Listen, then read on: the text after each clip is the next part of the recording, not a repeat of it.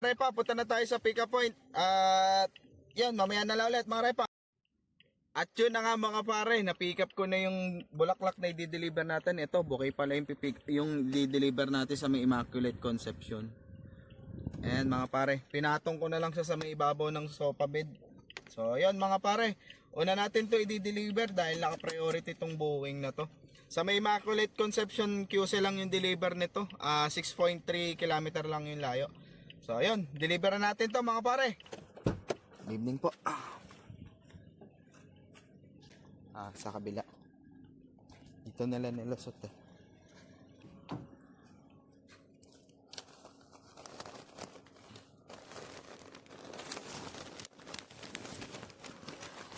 Okay. Eto sir. Thank you sir. Sige po. Sir, dandan ng paghila. Baka maano yung rubber eh. Ito pa na po ako nito yung nasa gilid. Ito yung sumasabit eh. Ito. Yung nasa baba. Yan. Yan.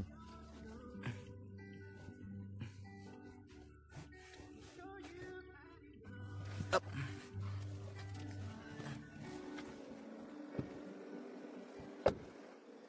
At yun na nga mga pare, that's it for today's vlog na i-deliver na natin yung dito sa may Marikina, yung sofa bed, yung last drop natin. So yun mga pare, uwi na tayo, malalim na rin sa gabi. So yun, salamat sa inyong panonood mga pare, kita-kits na lang ulit sa susunod kong vlog. Let's G!